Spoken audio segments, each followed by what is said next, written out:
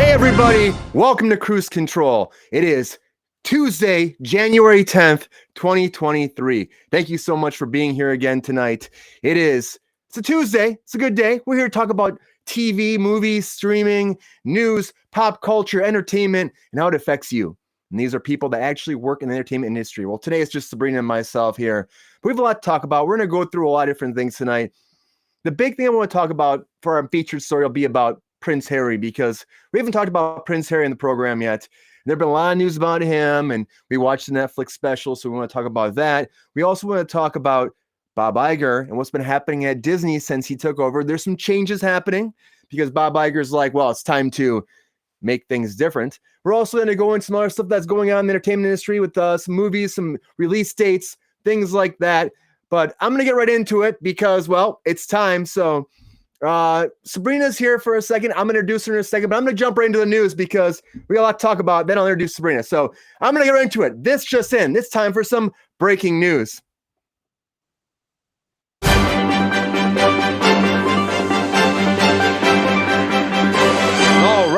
right. So one thing going on right now is Community. If you watch the show Community, well, they're shooting a movie this summer. That's right. Community shooting a movie. It just came off the hot press. Joel McHale actually was talking about it. But before we go into that story, I want to introduce to you my co-host for this evening, Miss Sabrina Vittori. Sabrina, welcome to the program. Hey, how's everybody doing tonight? We're doing well. Hope you have a good night. You're still pretty cold, huh? Yeah. Hopefully tomorrow will be fixed. It's still pretty cold here in LA. So if you live here, you know what we're talking about. The rain's been torrential. There's been flood warnings. So it's been definitely a different time in LA because we don't get that much rain, and we haven't had a rainy season like this in a long time. So we had some technical difficulties in beginning the show yesterday because of the thunderstorms, minor things, but it worked out okay. We're back again tonight. And Sabrina, I was just saying one of our first stories for this evening is about Community. So the TV show Community got canceled a while back, but they had multiple seasons. I worked on it, I think, one day when it was actually airing. Never really got into the show. I don't know if you got a chance to watch the show before, Sabrina, but I just want to read one thing before we get into it. Joel McHale actually was talking about the program, and he had this to say about the movie happening during a recent interview. We're making the Community movie in June. So thanks for remembering. The actor said he stayed tight-lipped about the feature, but jokingly confirmed, I can say Ken Jeong's going to be in it. Yeah. So we had a little kind of joke, but also like, yeah, we're doing it. It's happening. If you're a big fan of Community, you'll know this. If you haven't heard it yet, it's happening. Joel McHale says that this summer they're going to start shooting. So you probably won't see a release for that for at least another year. It'll probably come out in 2024. Maybe, probably 2024. I'd imagine probably summer 2024. They haven't had a release date yet. But Sabrina, you hear this? Are you excited about this? Or are you just kind of like, all right, they're going to do more? A lot of good comedians came from there. A lot of big comedians have been on that show. I never really watched it. I don't know why. I like a lot of the cast members. But for some reason, I never got into it. I know that they were on a network, and I think it was NBC or maybe CBS. I'm not sure. But they were on a network in the same time slot as Big Bang Theory. And like the major network was like, no, we're not doing this. And then Yahoo picked it up for the last season. And they wanted to keep going, but all of the actors' contracts were up. They were signed for 6 years. So it was like really and everyone had kind of blown up since then. So you couldn't get those actors at cost anymore. Like they wanted higher rates, to do the show. And so that's why it wound up getting canceled, not because people didn't want to see more. So they have that going for them. But I will say this, there's not very many successful movies that come from TV shows. Like most of the time when they make a movie after a TV show, like it's like you should have just left it where it was. You know what I mean? Yeah, like normally they don't do as well. Look through the Entourage movie. They didn't do too well. Entourage, Sopranos, like they were just all not great. The continuation ones, you know what I mean? It's just, I don't know. So, I hope it succeeds, but I don't really, I'm not too sure that it will. Not too keen on it, huh?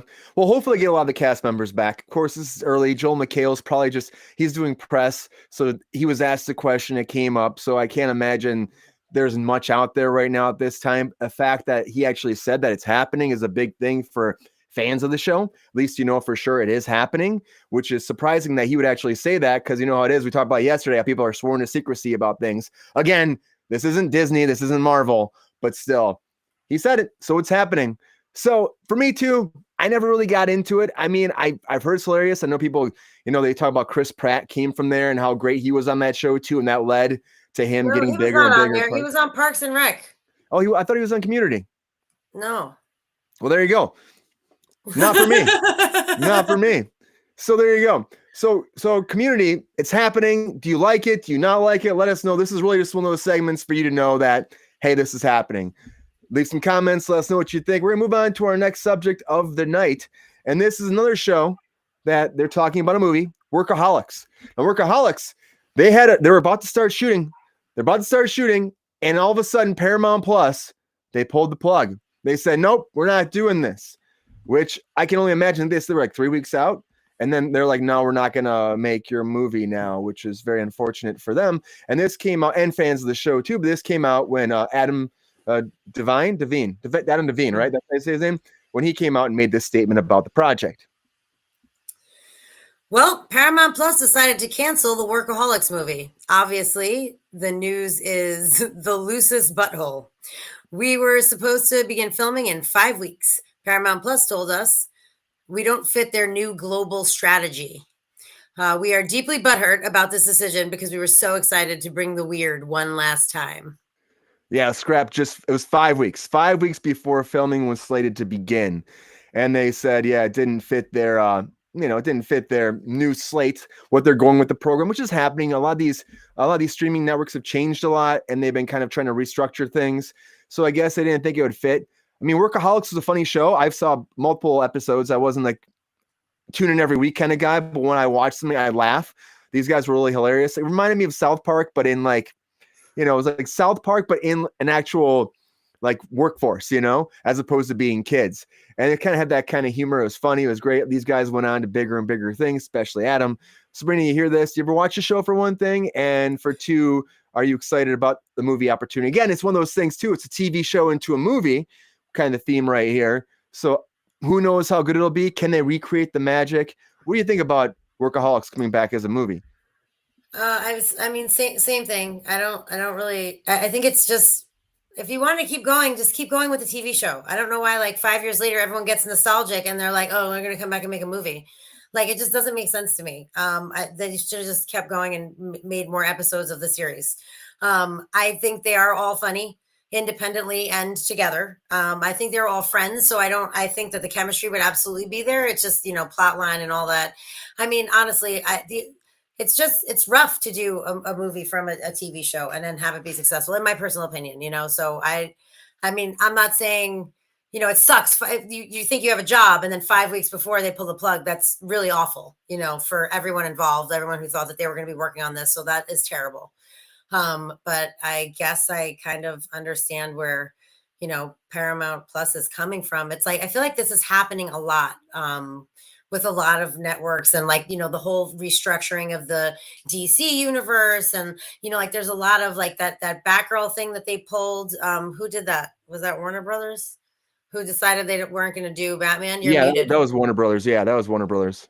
Yeah. And like, so now Paramount Plus is doing it with this. And like, I don't know. I just feel like I feel like everyone is kind of restructuring now that like numbers are kind of getting back to pre-COVID ranges. They're changing their whole approach, and so I feel like this is happening a lot, and it's unfortunate for everyone that was, going to work on it. I feel bad I know it's like to think you're working on a job and then have it go away. So. And these people were probably they had to be crewing up already at this point. It's pretty late in the game. And so you had producers already involved, you had ADs involved, they're probably crewing up. You probably had casting was already moving forward quite a bit. So a lot of people are just like, done. But they're saying, Adam's still saying they're shopping around. Hopefully somebody else will pick it up and take it and run with it, a different platform, which happens all the time in this town. You know, if one place passes on it, somebody else might just pick it right up. So there is an opportunity that this movie still is happening. It's not done. It's not canceled by any means right now, but you know, it's a lot further away than it used to be because they had the green light. They're ready to rock and roll. And now all of a sudden they're like, everybody take a step back, chill out. It's not happening right now. Think about all those people who thought they had work and turned down other jobs, you know, and then now they don't have a job. Like, that's awful. Yeah. Which happens a lot in this town too. And it's very unfortunate they do that. I don't think that's right that a studio should be able to do that either. And they do it all the time. They do it all the time. Or they just cancel TV shows right up. You're filming all, and here's something that people, if you don't work in the entertainment industry, you don't know. They'll be shooting, or you've heard like, oh, I thought there's supposed to be like 12 episodes or 21 episodes. And like, it's only 8. Why is it only 8? Because a lot of times they'll start putting stuff out there. And if it's not, especially on regular TV, if it's not doing well in the numbers, they'll be shooting while it's airing and they'll cut episodes. Like, we're done. We're not doing it. Or they'll be watching dailies back. They'll watch a few episodes too. And the producers or the studio will be like, we don't like this. Stop giving the money. Shut it down. I worked on a show called Wicked City. And on Wicked City, I remember we were shooting, supposed to do like 11 episodes. I think it ended up being like 8. But we were shooting episode 8. And I was actually up for a role in episode 9. I was really excited. And then we were shooting 8. And all of a sudden we saw online saying, oh, well, Wicked City's done. It's going to be canceled. And everyone's like, what? Because we didn't hear that. We're working on this show every day. The next day, the producers came in and said, hey, don't listen to that. You know, there's some stuff in like the Hollywood Reporter. There's stuff out there that's not true. Honestly, you have your job until after. This was like in November, and we're supposed to go until after the holidays. Like, you're good through the holidays. You're going to have a job coming back January 1st for a couple weeks. And then, you know, so you have that guaranteed work. Don't worry about it. The next day, they pulled the plug. This whole speech pulled the plug. And they said, oh, we're wrapping this episode up now. We're taking a day off, give the writer a day to just pretty much tweak this script. And then we're going to shoot 3 more days to wrap everything up and be done with it. And that was it. Wicked City got canceled just like that. So that stuff happens all the time. And this, you know, there's some great people behind it. So it still has opportunity. Hopefully they're able to come back for everybody that was involved already, that thought they had jobs or were guaranteed because this production was supposed to happen. Hopefully it still happens for them because, you know, it's one of those times where we need to work more than ever. We went through a lot of 2020. You know, it's time for this to keep going forward, not backward. But unfortunately, this is what happens in this business. So if these people lost their jobs, it's just part of the entertainment industry, unfortunately. So I don't know. We'll see what happens with it. We'll keep you posted. Hopefully it finds a home. You know, even though I never really was a huge fan, I thought it was funny. I thought they did a good job with it. I think those 3 together are really great. So hopefully they get a chance to do it again for the fans, for themselves. And hopefully there's a point. You know, why are we doing a movie? Like Sabrina said, hopefully there's a point that they missed out on the show to do now for a movie, as opposed to just doing a movie for shits and giggles, because, well, then maybe it won't happen. But anyways, let us know what you think. And we're going to move on because we got a lot to talk about tonight. So I just want to keep the ball rolling as we keep going.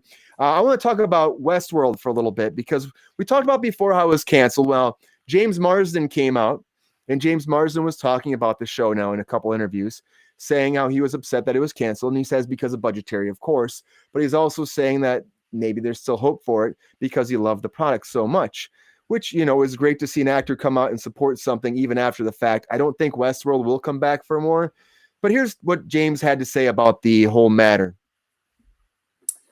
I'd be lying to you if I told you that the way we ended Westworld wasn't a disappointment, Marsden said. I'm never going to speak without gratitude about any of my experiences, but it would have been nice to be able to complete the story we wanted to finish. I love this Westworld family. It was one of those unique opportunities to be part of something where I also would be sitting at home ravenously waiting for the next episode as a fan. Yeah, which is pretty cool to hear him say, especially someone that's on the show. But he actually went on to say this too. I totally understand that it's an expensive show, and big shows have to have big audiences to merit that expense. I just wish it was about more than just financial success. But who knows? Maybe there's some world where it can get completed somehow. Maybe that's just wishful thinking because I know we had plans to finish it the way we wanted to. Yeah, and that's the whole thing about Westworld too.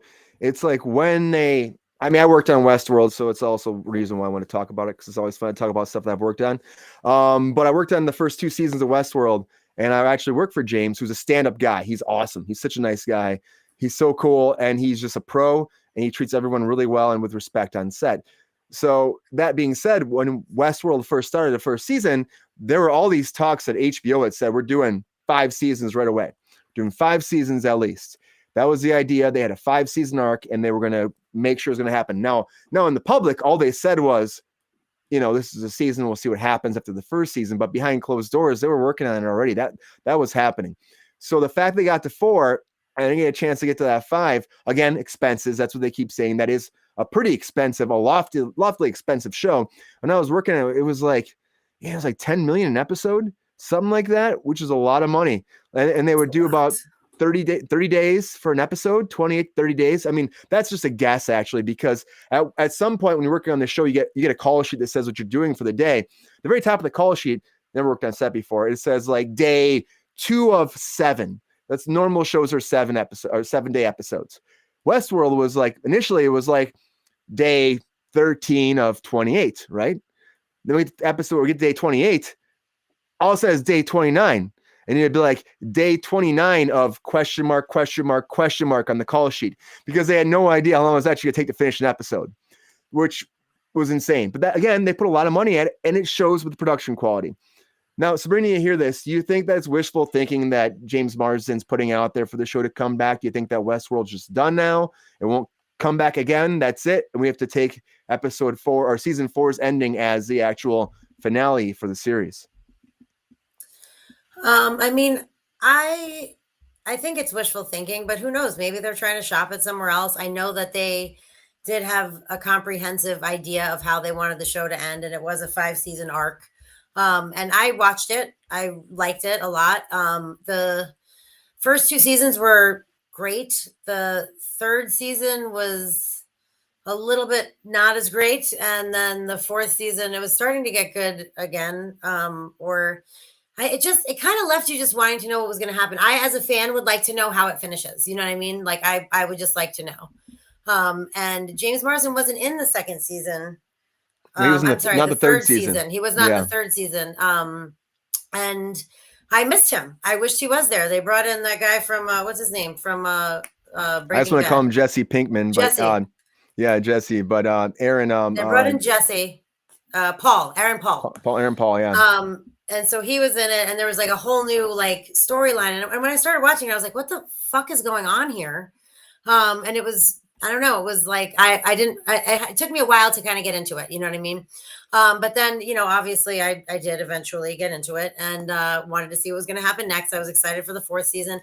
I would like to see how it ended, and I think that they seemed like a very close-knit crew. They spent a lot of time together, a lot of hours, and I'm sure that they would all like to finish it as well. But like you said, it's not cheap. And, I feel like it would be a tough sell to get someone to pick something up like that. That's so expensive and, so labor intensive for another season. But I understand where he's coming from. I feel the same way, James. Yeah. And that's the thing. It's like you see that, and you see the end of the 4th season, which, spoiler if you didn't see it, set it up for like one final game. And it finally got, the whole arc of the last season was pretty much so Dolores would find out who she was again, and Teddy, they can be together, they can get back in here, and they can fight for the end all be all game, And now the fact that it ended, it wasn't a good ending for the show. I think it could be a good ending. Honestly, it was there was a good conclusion, but it was also like leaving you wanting more, which could be good maybe in the long end. But for someone else to pick this up, I don't think it's going to happen. Had a lot of issues for a long time just because of logistics, like where you're shooting at. It was so hot up in Santa Clarita all the time where they were shooting, and you're in the middle of summer, the hours, how intricate it is. The creators, like they just really had a certain vision, and to get there, Lisa Joy was amazing. But to get there, it just took a lot of time and effort and money.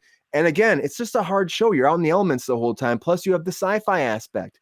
So it's not easy. Huge, elaborate sets. It's expensive. So for someone else to pick this up, they have the show like Manifest. Like Manifest got picked up by Netflix recently. They're doing more episodes. But that's a standard show. It's easy. It's like you build a house set on a stage. You have that. Maybe you have a couple exteriors. It's simple. Westworld, you're out in that Western town, you're rebuilding that Western town. Sometimes they're doubling the set over, so they're changing it to a different era.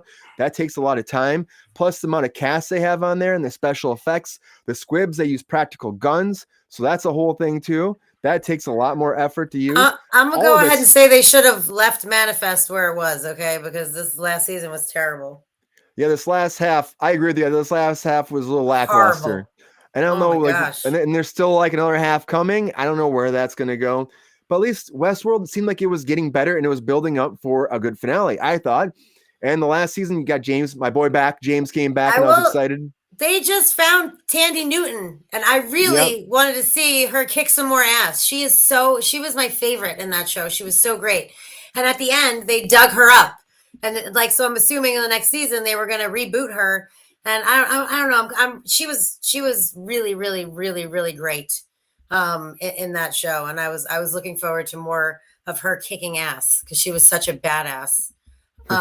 So I'm super bummed, and I hope that they can somehow do it some way. Let's watch. There'll be a movie made from the TV show, and I'll be eating my words. Which would be kind of be kind of funny to see since Westworld comes from a movie back in like the 70s with Yul Brynner, and then they adapted into this TV show. If it went back to a movie, it's kind of like, what are we doing here? But Full circle. it might happen. They could do one big game movie that could be good. Maybe someone would do that and they could spend 150, 200 million, and as opposed to doing it spread apart. But then at that point, you might as well do a season, because you're spending just as much pretty much for a season as you would for a movie. So like, what's the point at that point? Why I not don't just do know. the I don't last know if you season? could tie up all of that in a movie anyway. But I'm just saying, just put it out there, maybe. It might be very tough. It might be very tough. But the fact that James put out there, of course, it's a little wishful thinking, and I think he's excited about the show. Like he really enjoyed being at it when I was there. They used to joke about how it would take so long in between seasons. Like when they shot the pilot to like when we were finishing the season 1, it was like 2 years later, which is insane. And they were talking about like reshooting stuff from the pilot. Like I was there, they were reshooting stuff from the pilot, and it's insane how that works sometimes. But they did it right the first season. They had to do it right. They really went there and they put on a great product. And the second season, I still think was good. It wasn't as good as the first, of course. Third season, again, you're going into the future world stuff that the movies kind of went into too, but like their own twist, which was all setting up for man versus machine, like a Terminator type thing, which they were building and building towards. And I think that's what's going to be the ultimate battle in season 5, which we're never going to see. Honestly, I don't think we're going to see it. I think it would be great to see it. I would enjoy it. Then again, look at Dexter. We never thought we'd see any more Dexter, and like years later, we got another final season. So disappointing. And it was a letdown. And everybody really hated the ending of season 8. Well, now season 9 or New Blood, when that came out, I mean, you're just not doing the character justice. It was like Harrison wasn't what I want him to be. I feel like a lot of people thought the same way. It just didn't feel right. It just didn't feel like I mean, Dexter to go down like a little bitch like that. It just seemed like a cop out to me. Like he might as well have left him on the run. Just left him be a lumberjack. There was this whole opportunity that they missed of them, like, kind of him helping the kid through his shit, like Harry helped him through his shit. Like they just missed the mark. There was like a lot of episodes of just bullshit and like stupid stuff that meant absolutely nothing. And then the last 2 episodes had like everything in it. And it was so disappointing. It really drove me nuts. It was very, very upsetting. I wish they would have left it too. Although I did hate the end of Dexter. But I really, really did not like the end of this. Yeah. Even Deb, when she made her appearance as Ghost Deb in Dexter, was like, I didn't like either. No, I didn't like either. It didn't feel like Deb. It felt, I don't know. It just felt like she was so harsh. But again, it's not Deb. It's his subconscious, like, because he did kill Deb in a way, or I should say he dumped her into the ocean with his dead bodies of people that he did kill. So maybe it's his subconscious eating him up. I don't know. I'm giving the show more credit than I think it deserves. I really do think that New Blood could have been a lot better, but I was disappointed. But again, this goes back to Westworld, and what happens in Hollywood is like, once these shows get canceled, it's very hard for them to come back. Sometimes they do. But then again, after so long, it's hard to get cast together. But then again, a show like Westworld, like they went years in between each season. So maybe it would work for people. You never know. James, I'm pulling for you, man. I love to be Me back there in too. Westworld. I was actually been like hoping to come back for the 5th season before it got canceled. And I was like, oh yeah, 5th season. I'm going to start reaching out to people, but then gone. So what do everybody think? You like Westworld? Are you excited about a potential or the idea, I should say, of a new season? Or do you think just let it lie and be done with the robots?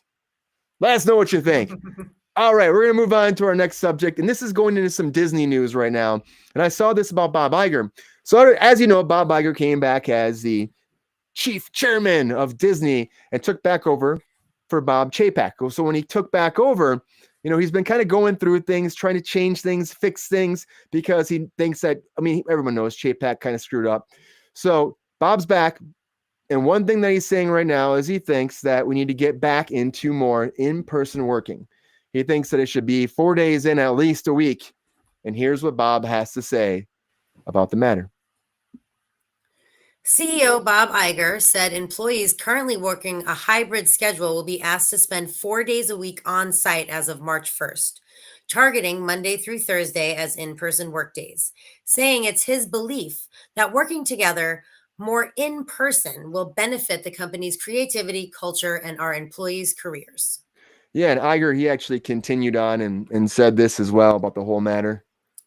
I've been meeting with teams throughout the company over the past few months. I've been reminded of the tremendous value in being together with the people you work with. As you've heard me say many times, creativity is the heart and soul of who we are and what we do here at Disney. And in a creative business like ours, nothing can replace the ability to connect, observe, and create with peers that comes from being physically together, nor the opportunity to grow professionally by learning from leaders and mentors. Yeah, so I get what he's saying. I do. And if you think about it, being in person it's a lot easier to get stuff done. It is. Look at the virtual thing right now. If we could be together in a room, it's always a different kind of interaction compared to what it is with these Zoom things and with the way the world is working now, where it's online. I get it. I still like, I'm doing auditions or where I'm reading with somebody over a Zoom, like you get callbacks now and you're doing the callback and another person's on a Zoom like this and you're trying to read the scene. I think there's a disconnect. So I get that. So what he's trying to do is push towards that. Again, it's a new chapter.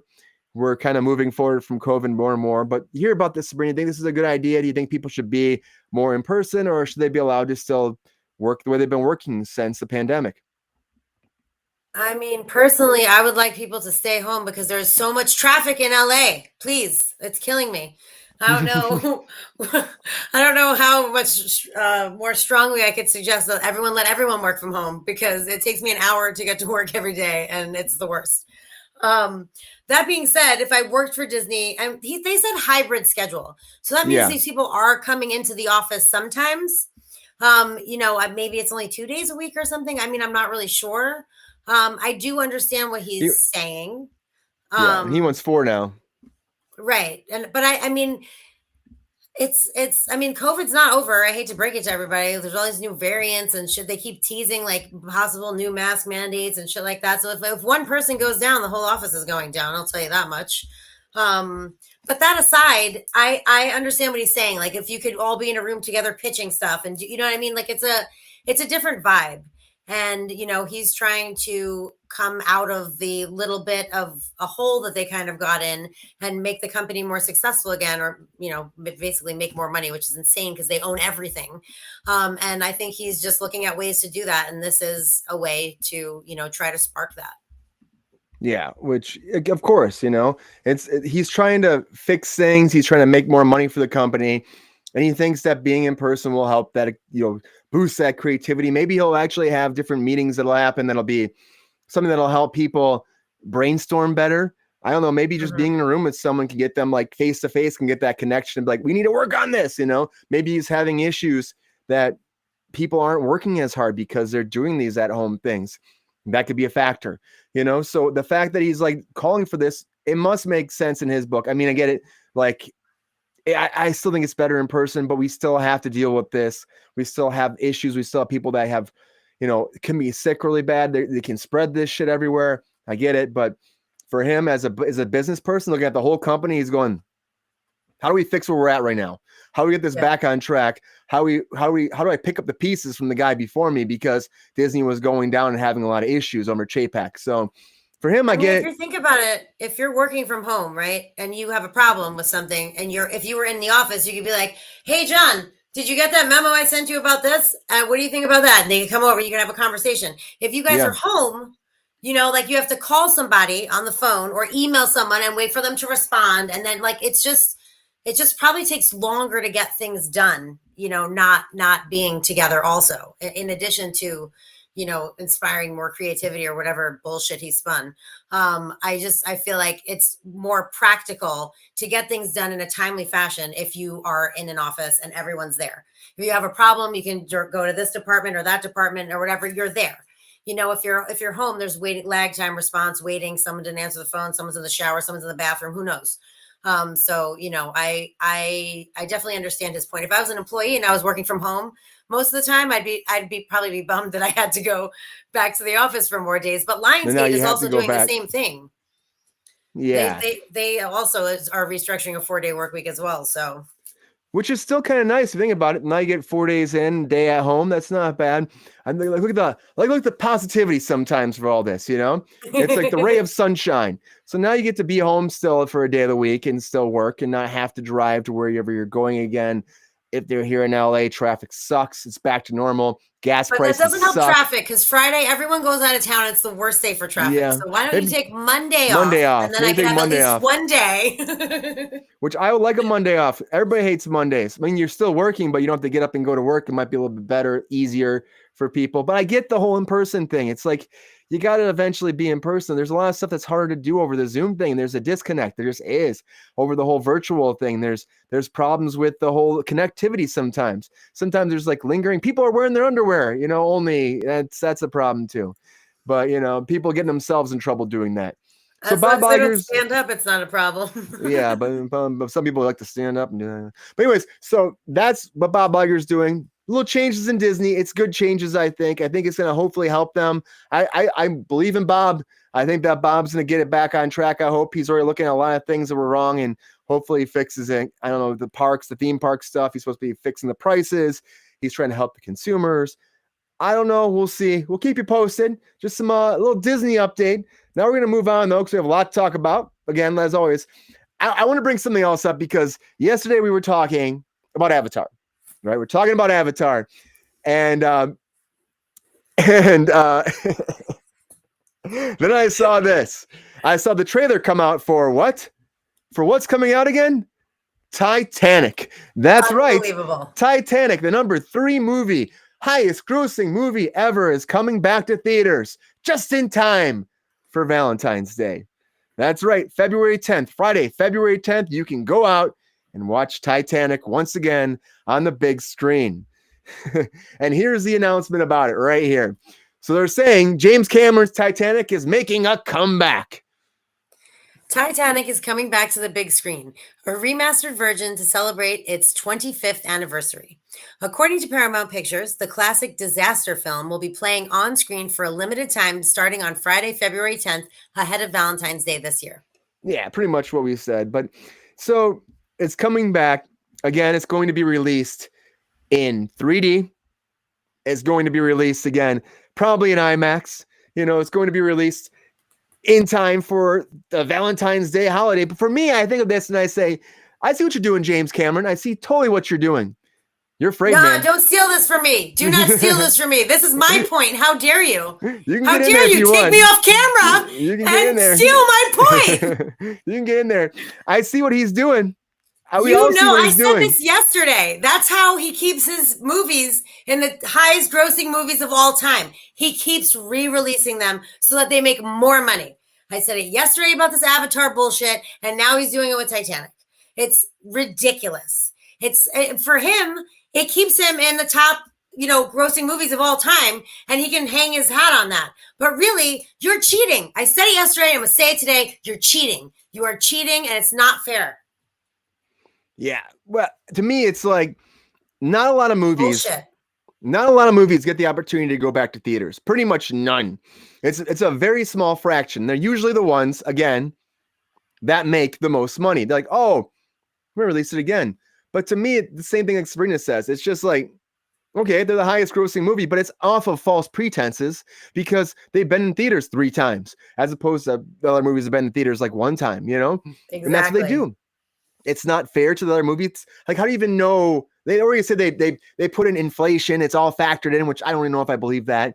I think that it's still like not right. Titanic has been up there for so long. It's hard for me to believe that Titanic's number 3 movie of all time still. But you know, it is what it is. For me, I'm thinking James Cameron's again trying to just make some more money off this. He wants numbers 1, 2, and 3, the highest grossing movies of all time. I guarantee that's what he wants. And then when he's done, I guarantee what he wants to have the top 10 all to be his movies. That's what I think. He would die a happy man if he was the top 10. That's why he's making 30 more stupid avatars. He is going to make, I think total's going to be 5. They might be maybe 5 is what they're saying right now. So if you take 5, then you take Titanic, that's 6, so then he could potentially be the top 6 highest grossing movies of all time, depending on, the Avengers still haven't a chance to break off and beat him that way, but we'll see what happens with that. But maybe they re-release Avengers and cheat just like he's cheating. They could do that. They might too before the next Infinity War comes out. They should re-release a double feature of that. Yeah, the Infinity Wars and Endgame. They should do a double feature. Pop that out there. They might do that before Kang's Dynasty. That might happen. Yeah, they should do that. Come on, Marvel. But to me, take James Cameron out. Beat him at his own game. But to me, it's like, I feel like what's going to happen here is it's a money grab, and I feel like it's not going to do that much really, because how many people are actually going to go see Titanic? They released a lot of people are going to go see Titanic. I guarantee you. You really think a lot of people are going to go see this Absolutely. again? Yes, I do. I don't know if I buy that. You think they're going to see Jack die again? I mean, some people on the biggest door of all time. The door was the size of the room that I'm in, and somehow the tiniest man on the planet could not fit on that door with her. It drove me nuts when I saw it, and I still think of it. Every time I think of Titanic, I think about how giant that door was and how he easily could have fit on there with her and not died. It's ridiculous. They should have made the door half the size. It's so unbelievable and absurd. It makes me so mad. The other thing is... But you could go see that again in 3D, on February 10th, so enjoy. And that's the thing, too. It's all planned. It's all determined. Like putting it out in 3D. First of all, Titanic's not supposed to be a 3D movie, but putting it out in 3D, which I think it did before too when he brought it out last time. What that does is it raises the ticket value up higher. So now you're going from maybe like especially in LA, it's like a $12, $13 ticket to like a $20 ticket, something like that. Again, making more money, raising that gross income for the whole feature. That's, again, a way of him making more money and keeping his status there. Also, I was going to say, release a new trailer for it. It's the 25th anniversary, by the way. That's why they're releasing it. 25th anniversary. And the trailer itself, I mean, yeah, it's just telling the love story. Honestly, just the love story. Oh, Jack. Oh, I'm the king of the world. It's the same. We've all seen this. Because it's Valentine's Day. I know. So they're really perpetuating the love story. They were really perpetuating it. That more than anything else in this trailer, they're like, okay, this is a love story. It's not about the boat, which really it is. Like the second shot is when they're dead. It's like ridiculous. The second shot is like all the people on the ship welcoming her at 95, and I'm like, isn't that the very last bit of the movie? And that's been one of the great debate with this, though, too. Is it an action movie? Is it like a historical drama, or is it a love story? I think it's a love story at heart. But people even James Cameron he likes to preach that it's not it's not really a love story. It's a historical. Oh, it's definitely a love story. It's a love story, and that's the fact that bringing it on Valentine's Day really cements it even more. Like, it's a love story, and that's what this trailer did. And I saw some people hating on it online, being like, "Well, it's not a love story," and I'm like, "Well, for me, Titanic is a love story. Look at that song, "My Heart Will Go On," and I think they played the whole song during that trailer, this new one.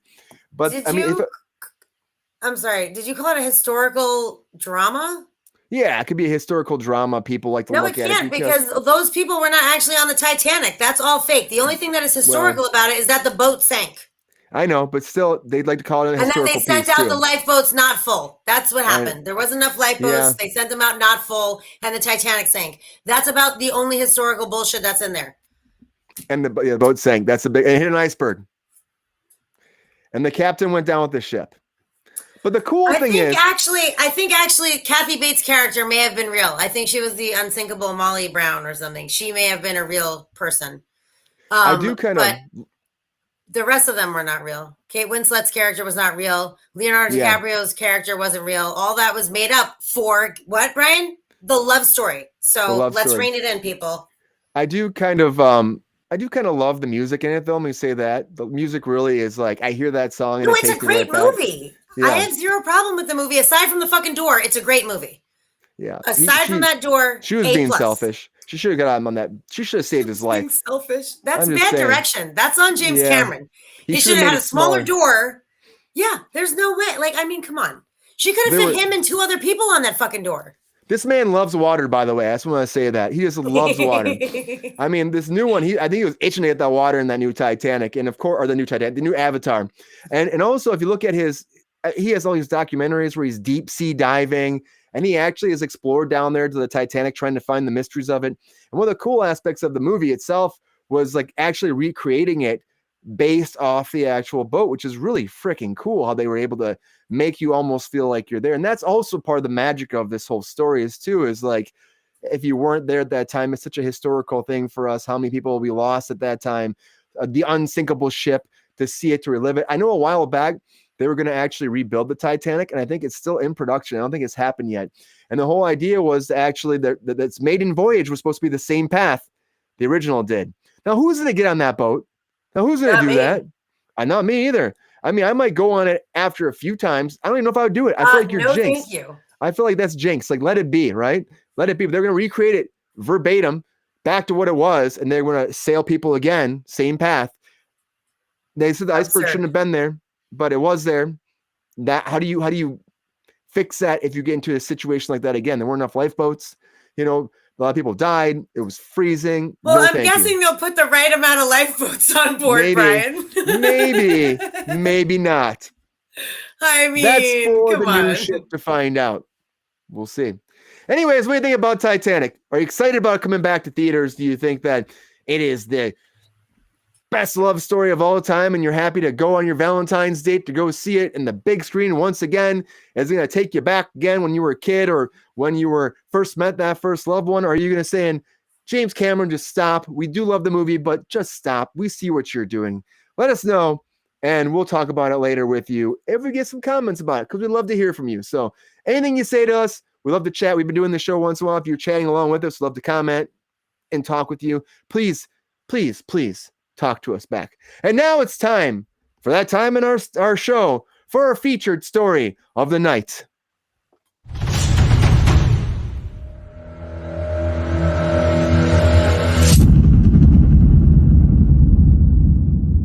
All right, it is time for our featured story. And with that, we have not talked about this, but let's get into the Netflix special. And I'm going to call this When Harry Met Meghan. So, oh God, Harry went on an interview finally. First interview, sit down by himself, talking about the whole story with his, with Netflix special, with his book coming out, about his family and what he's been doing and how he feels about it, and his disconnect from the royal family. And here's what he had to say in his recent interview, straight from Harry's mouth himself.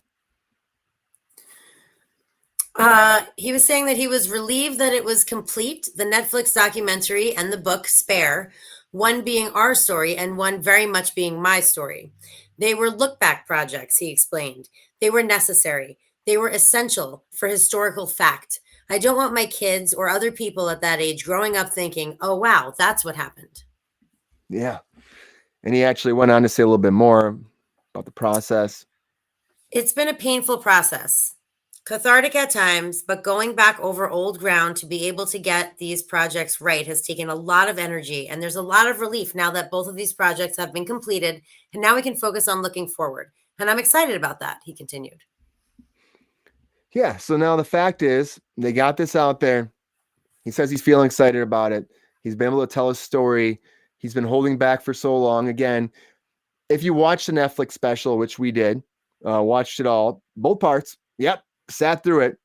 It starts off, it's like his life, her life, how they come together via Instagram, how, which I think is okay. Weird. Someone set you up. Someone set you up. This is this Instagram story I'm not buying. Oh, she had a little doggy face, and and then I was like, oh, she's cute. Let's get together. She didn't know who he was. She said, whatever. So they play the love story. And to me, Ridiculous. I know, to me, like watching the love story itself, I'm like, it's the way they set it up. Netflix does a good job putting this together. Like you feel for them for a little bit. It's like, okay. And then they get into the family and like how the dynamic changed with her there. And to me, though, they had everything. Like when I'm watching, I'm like, they have everything. And now you're going out of your way to like shit on your family when honestly, yes, the media is corrupt there. I will say that it's not right, but there's a trade-off because the taxpayers are paying all their bills. There's money going to the royal family, and they have a deal with the public with all the different papers. All this, there's like a whole conglomerate of all these different papers that all work together to cover the royal family. It's just part of the job. I mean, you grew up, you were born into the royal family. That's part of the job. Now, okay. Now, she could have not married him because she knew what she was getting herself into. He knew what his life was getting into. That's one thing. Now, if you feel like you're being harassed and you're being suppressed and there's problems with your mother, before he lost his mother due to paparazzi, and you fear for your life, then your family should have your back. They should. But, he calls his brother his like arch rival right now. What do you think about that, Sabrina? He's like going off on his family. He says that after this all came out, they've cut him off. They don't even want to talk to him. He thought that maybe they could have a healing process now where they could talk again. Family's not responding to him. He says his brother's his arch rival. Do you think his brother has grounds to be like that, or do you think his family should talk to him again? I mean, you watched the whole special. Special aside, like I don't think the special was anything special, if you will. The book, there's a lot of things in the book that I think probably shouldn't be in the book. I don't think all of that information was necessary. Like there's some weird stuff in there. Like, he addresses his drug use, and he said something about he peed his pants before he went on his first date with Meghan Markle. And like, there's just a lot of stuff in there that like I don't That's really weird. see I don't see what the point is, honestly. Now that being said, there is a story to be told from his point of view. It's called Spare because he's a spare heir to the throne. He's the second son. He's only to become king if William's whole family dies. His children, him, his wife. If everyone dies, then Harry would become king. So it's a thing in the monarchy that there is a spare heir. So he was treated differently. He was raised differently than William was. And he does have this paralyzing issue with the paparazzi because of his mother and how she died. And, he was younger, took it harder, like I feel for him. I really, truly do.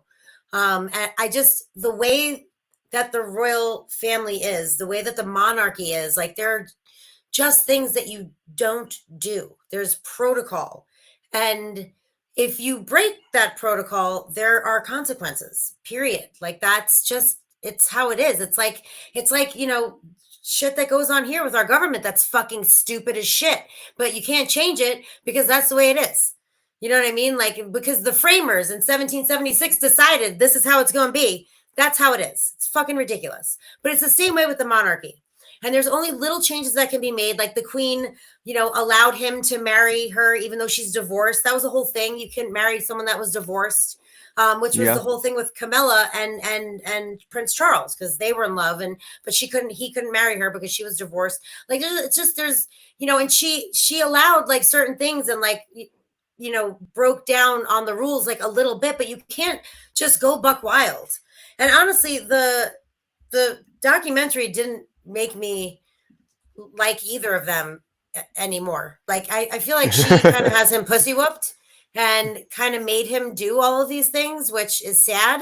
And I feel like she's complaining horribly about her super rich, fancy life that she doesn't have to support. You know what I mean? Like They were in Tyler Perry's house for free in Montecito or whatever. Like she was living in England for free. They were paid to go on tours and help people.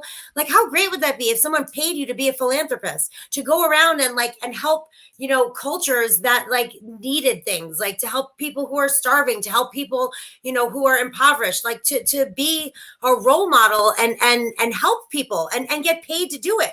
And like, they send you on a private jet with your family and you go and you help people. And then you go somewhere else on your private jet and you go and help people. And you know what I mean? And then you come home and your house is paid for. And like, I mean, it's like, I mean, talk about first world problems. Like, oh, I'm so sorry that you're so super rich and everything's paid for. But like, the paparazzi wants to see you when you go out of the house. That's part of the job.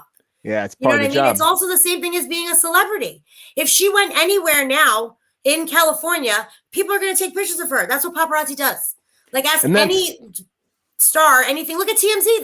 That's all they do is drive around and take pictures of people and talk shit. You know what I mean? So it's whether it's in England, it's the royalty, and here it's celebrities.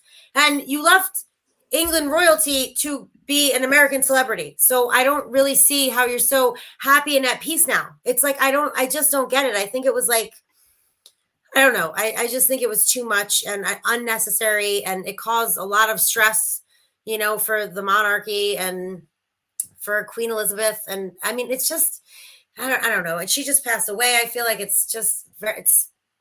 I mean, I'm glad she wasn't alive for it, I guess, because she probably would be fucking horrified at all of these things. But I do believe that he has the right. Well, she saw a lot of it though. She but not saw this a lot of it. Not this book. Or this I think he waited. I think they waited. I mean, maybe they were sitting on it. I would hope so too. But I agree with you. The Meghan Markle thing, like if she was a celebrity, that's she was on Suits, so a celebrity. She's been working.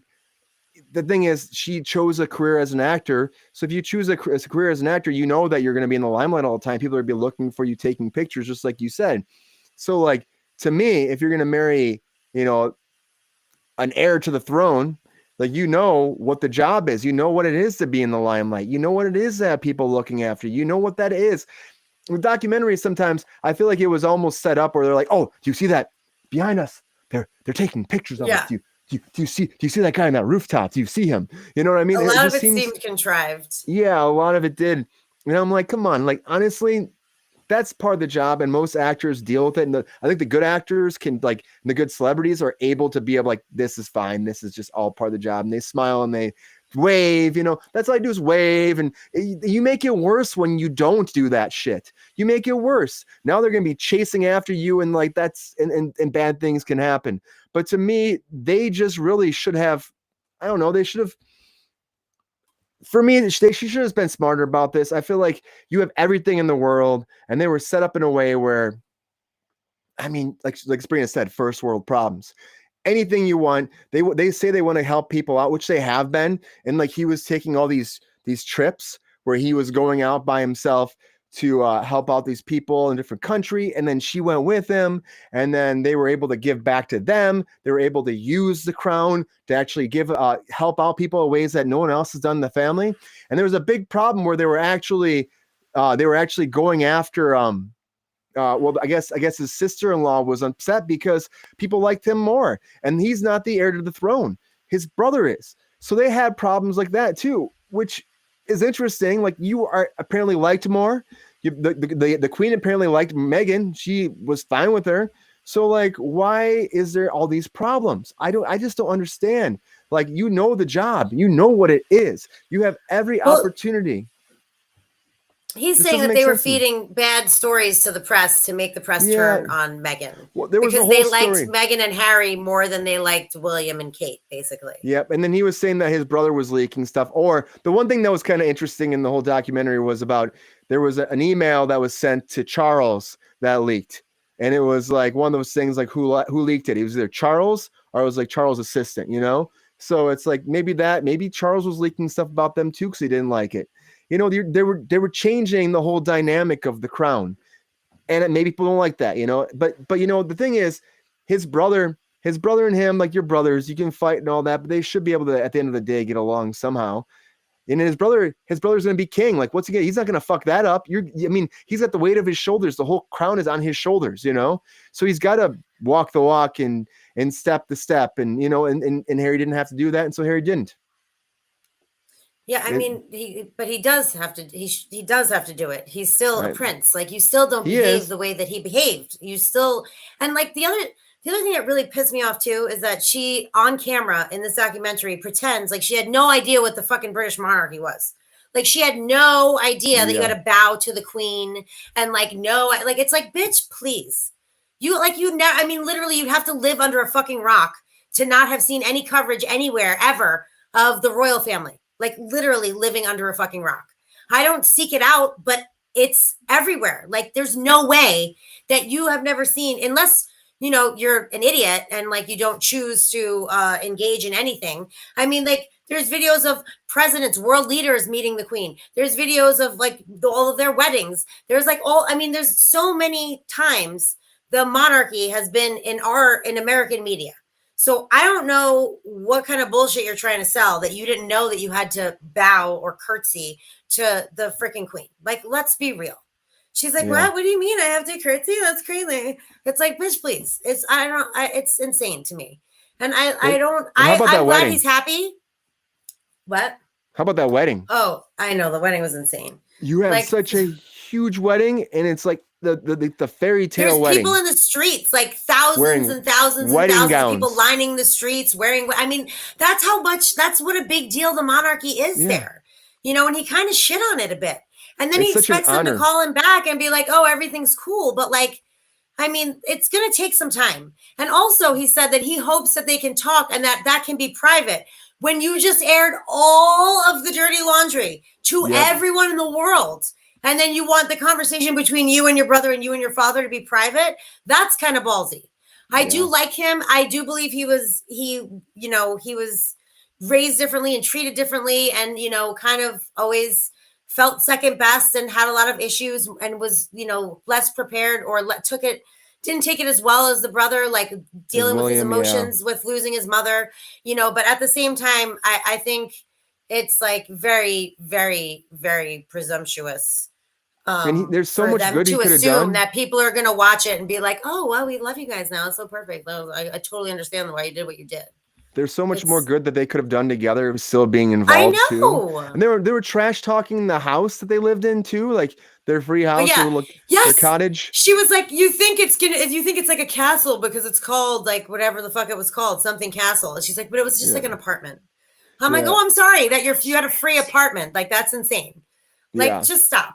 It's ridiculous. The whole thing is ridiculous.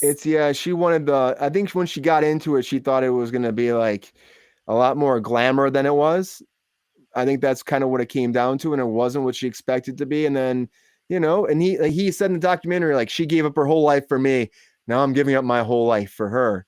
And to me, it didn't have to be that way. It really didn't. No. It doesn't seem like it the way it played out. And even the drama that's there, it doesn't even seem like it's really there. Like, they're talking about her child being what color is her child going to be.